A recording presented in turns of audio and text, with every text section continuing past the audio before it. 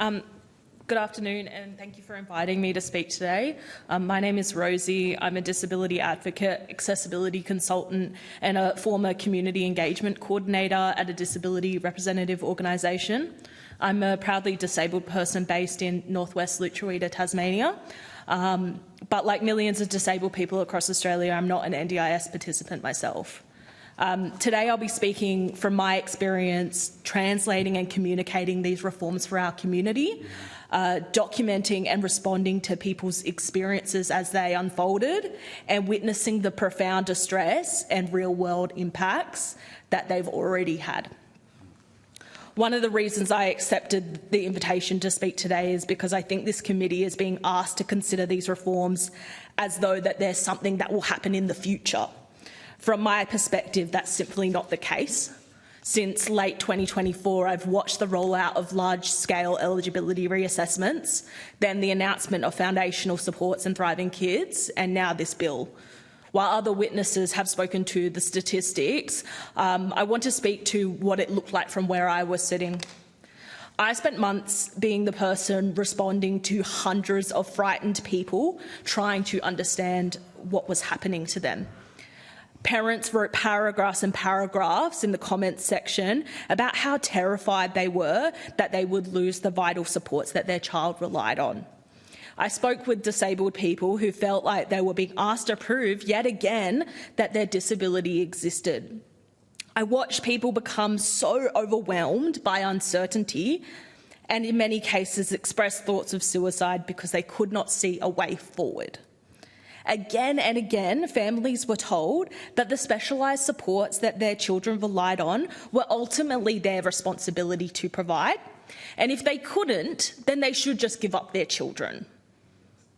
That's why the proposed parental responsibility provisions in this bill are so concerning to me. It's actually a continuation of a message families have been hearing from the NDIS for the last 18 months, but now it's embedding and deepening the harm through legislation. At the same time, in the lead up to the new bill, public conversations around the NDIS increasingly became focused on cost, sustainability and abuse of the scheme. Everyday disabled people were forced to navigate a media environment that increasingly portrayed them as a burden, at the same time as desperately trying to understand the complex reforms themselves, let alone trying to work to look after their family or experience any sense of joy in their life. I watched that change people's trust, not just trust in the NDIS, but trust that the broader community believed they deserved support in the first place.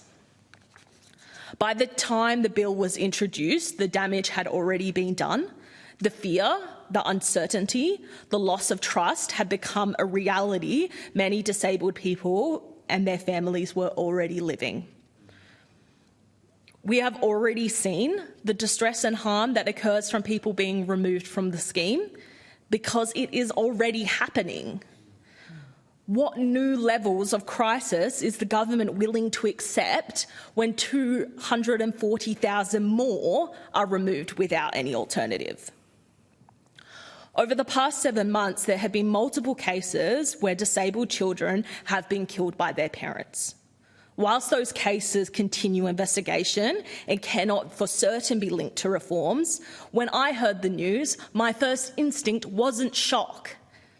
It was to wonder whether I had spoken to those families, whether I'd responded to one of their emails, whether I had seen one of their comments online. And it took everything in me to not go search for those names immediately. It was to feel that this would happen again, because I was hearing the sentiment almost every day. People, but particularly parents, sharing publicly that they didn't know how they could keep going if the cuts happened to them.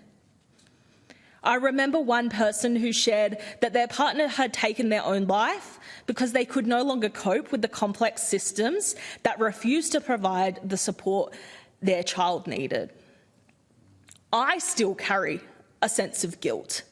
I wonder if I had made more videos explaining the reforms or answering more comments or advocating just a little bit harder, that I could have changed something. The government must recognise what prolonged fear, uncertainty, and a lack of support does to people. Who in the government will feel a sense of guilt? That is why I struggle when I hear claims from our Minister for the NDIS that these reforms won't have life and death consequences. They already have. Throughout this process, my role has been to translate government policy into plain language for disabled people and their families. Today, I've spent time trying to translate their experience back to you. In my view, the harms I've described are not issues that can be addressed through minor amendments. They stem from the underlying approach that this bill takes, and for that reason, this bill should be withdrawn. We cannot legislate our way out of a crisis by embedding the very practices that created it. Thank you.